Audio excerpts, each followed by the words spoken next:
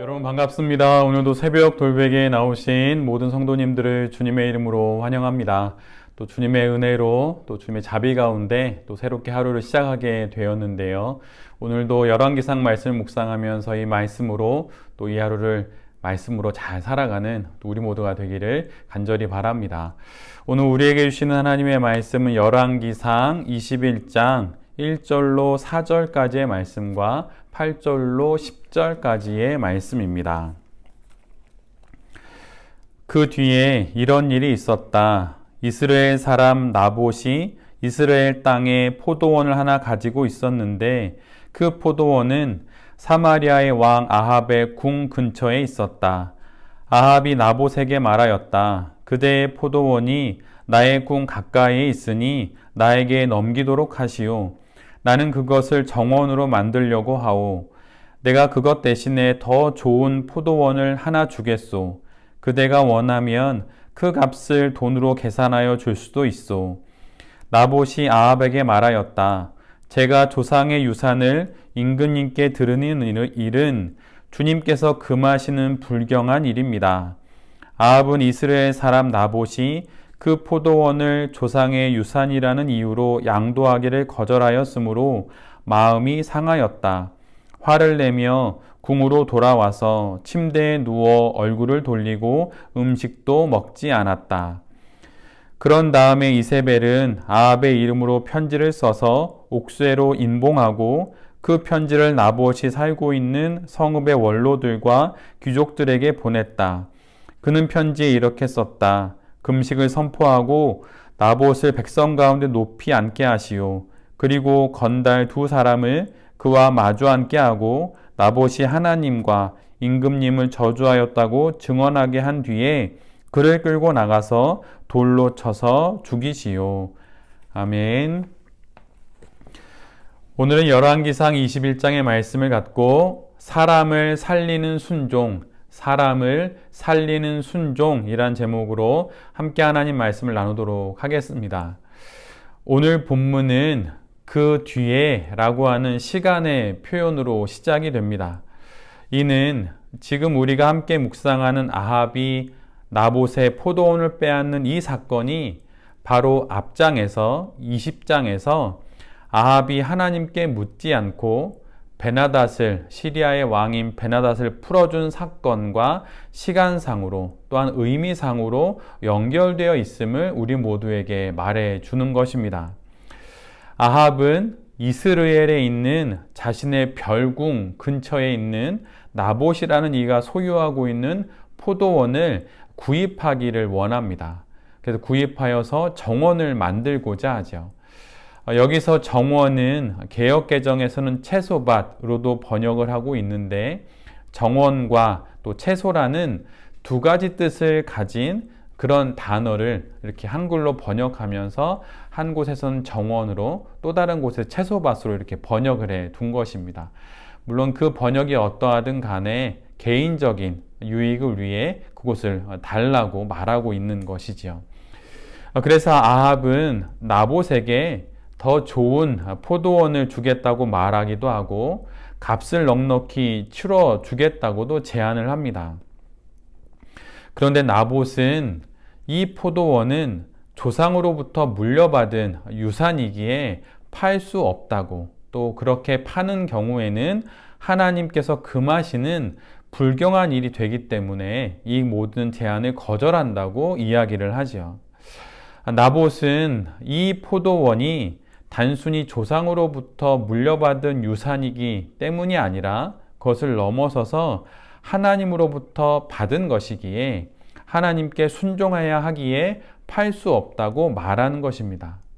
그래서 나봇은 3절과 4절에서 반복해서 조상의 유산이라는 표현을 통해서 포도원이 조상 대대로 물려온 하나님의 기업임을 거듭거듭 아합 왕에게 말하고 있는 것이죠. 나봇은 자신에게 하나님이 주신 이 유업을 지켜야 할 의무가 있음을 아합에게 계속 이야기하는 것입니다. 나봇은 하나님의 명령을 정확히 인지하고 있어요. 그리고 이 명령에 자신은 순종해야 한다는 사실을 확실하게 아합에게 말하고 있습니다. 나봇은 하나님의 명령을 무겁게 생각하면서 지키려고 하죠. 그런데 아합은 하나님의 명령과 규례를 가볍게 여기면서 자신의 기호와 또 취향에 따라 언제든 사고 팔 수 있는 것으로 하나님의 기업을 생각합니다. 이처럼 나봇은 하나님의 명령을 지키기 위해, 하나님의 명령에 순종하기 위해 포도원을 팔 수 없다고 말을 하자 아합은 매우 마음이 상했고 또한 화를 내며 궁으로 돌아가서 마치 어린아이처럼 침대에 누워서 얼굴을 돌리고 음식도 먹지 않게 됩니다. 지금 아합이 무엇을 하고 있는 것입니까? 베나닷을 놓아준 자신의 불순종을 넘어서서 하나님께 순종하고자 하는 사람 나봇을 미워하고 그에게 화를 내고 있는 것입니다. 자신의 불순종이 순종하고자 하는 자를 시기하고 미워하며 그에게 분을 품는 것으로까지 이어지는 것을 우리 모두가 보고 있는 것이죠.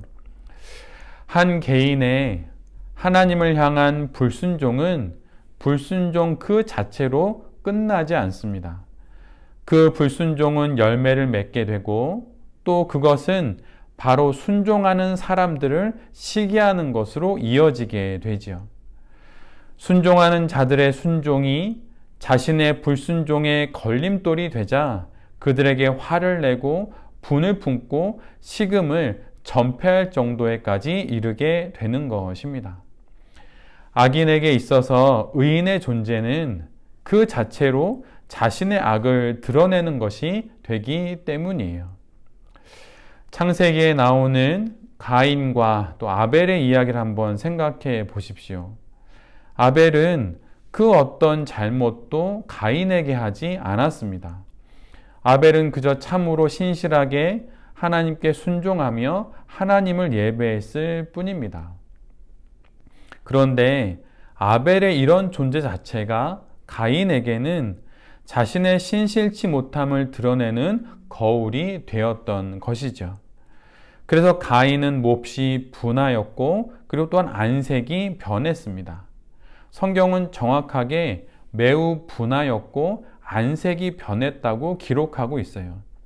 오늘 본문의 아합과 똑같은 모습이죠. 그래서 하나님께서는 가인에게 미리 이런 경고의 말씀을 하십니다. 창세기 4장 7절의 말씀인데요. 죄가 문에 엎드려 있느니라. 죄가 너를 원하나 너는 죄를 다스릴지니라. 그러나 결국 가인은 죄를 다스리지 못하여서 아벨을 죽이게 되지요. 한 개인의 순종이 이런 사람을 죽인 것까지 더 큰 죄악으로까지 이어지는 것을 우리 모두가 보고 있습니다.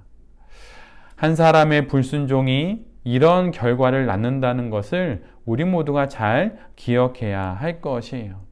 그냥 나만의 혼자만의 그런 불순종으로 그치는 것이 아니라 그 불순종이 씨앗을 뿌려서 결국에는 순종하는 사람들을 시기하고 그에게 분을 품고 결국엔 그를 죽이는 것까지 이르게 된다는 것을 기억하면서 나의 이 불순종을 가볍게 여기는 실수를 범하지 않아야 할 것입니다.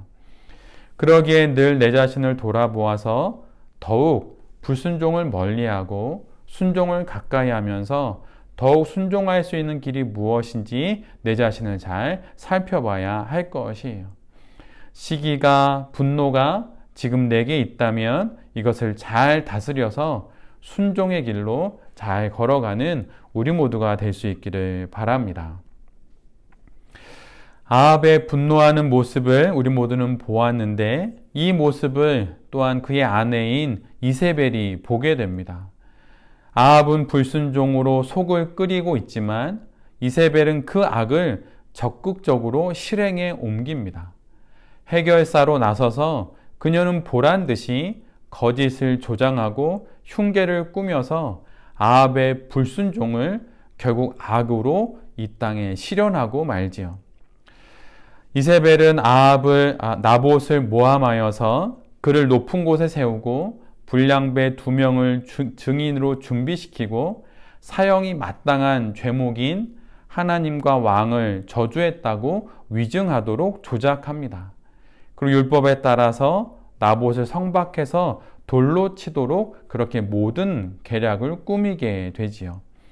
그리고 결국 나봇은 내일 우리가 함께 보는 본문에서 아벨이 죽듯 그렇게 돌에 맞아 죽임을 당합니다. 이세벨의 이 모든 이야기 속에서 그녀는 매우 냉철하게 행동합니다. 그 어떤 머뭇거림도 없고 주저함도 없습니다.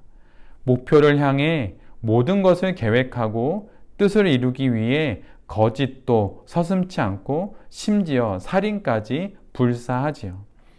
이것이 바로 우상을 섬기는 이들의 특징이고 또한 우상의 특징입니다. 또한 이단과 사이비의 특징이지요.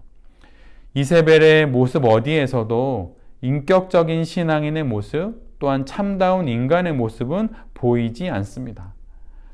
목표를 향한 기능의 수행과 결과를 얻기 위한 멈추지 않는 그런 전진만 있을 뿐이에요. 이 세대에는 이세벨과 같은 사람들을 능력 있는 사람이요, 또 목표를 위해 전력 질주하는 성공적인 사람이라고 부르지요. 그러나 세상은 그렇게 부를지 모르지만 결코 그곳에는 하나님의 뜻은 없습니다. 하나님께 순종하려는 사람을 죽이면서까지 하나님의 기업을 빼앗는 자는 분명 악인입니다. 이 모습은 우리아를 죽여서 밧세바를 빼앗아 자신의 욕망을 채우는 다윗의 모습과 참으로 닮아 있습니다. 성도는 분명 우리에게 주신 이 땅의 삶을 열심히 살아야 합니다. 목표를 하나님의 뜻 가운데 정했다면 그 목표를 이루기 위해서 정말 열심히 살아야 하지요. 또한 지혜서의 말씀처럼 시간을 아끼면서 삶을 살아야 합니다. 그러나 이 모든 것들은 하나님을 향한 순종이라고 하는 그 큰 틀 안에서 이루어지는 열심이어야 하는 것입니다. 또한 그 열심은 사람을 죽이는 방향의 열심이 아니라 반드시 예수 그리스도의 이 땅의 삶처럼 사람을 살리는 방향의 열심으로 그거의 참됨이 드러나게 되어 있어요. 나의 이 땅에서의 열심을 통해 사람이 살아나고 있는지 또한 생명이 생명되고 있는지 우리 모두가 잘 살펴봐야 할 것입니다. 나태하다면 이 땅의 악인들도 열심을 내고 있으니 우리 모두 선한 것을 위해 열심을 내야 합니다. 그리고 더 나아가서 나의 이 열심을 통하여서 이 땅의 하나님의 형상인 사람들이 살아나고 있는지 그러한 사람을 살리는 순종을 내가 하고 있는지 잘 돌아봐야 할 것이에요. 새벽 돌베개의 모든 성도님들과 또한 이 말씀을 전하는 제 자신이 하나님 앞에서의 순종을 통하여서 사람을 살리는 그 열심을 이 땅의 삶의 가운데 실천함으로 말미암아 하나님의 선하신 뜻을 이루며 살아가는 신실하고도 따뜻한 그러한 성도가 될 수 있기를 정말 간절히 기도드립니다. 아멘. 기도하겠습니다. 주님, 나의 불순종이 눈덩이처럼 커져서 악의 도화선이 될 수 있음을 늘 경계하겠습니다. 작은 것부터 순종하겠습니다. 작은 순간에 순종하겠습니다. 주님, 우리를 인도하여 주시옵소서. 또한 우리의 열심이 사람을 살리는 열심이 될 때에 이것이 하나님께서 우리 모두에게 바라시는 성도의 열심임을 알게 되었습니다. 열심을 통해 생명을 살리는 인생이 되게 하여 주시옵소서. 시간을 아껴가며 열심히 살겠습니다. 시간을 아껴가며 생명을 살리는 인생이 되겠습니다. 주님, 우리 모두에게 은혜를 내려 주시옵소서. 이 모든 말씀 예수 그리스도의 이름으로 기도드립니다. 아멘.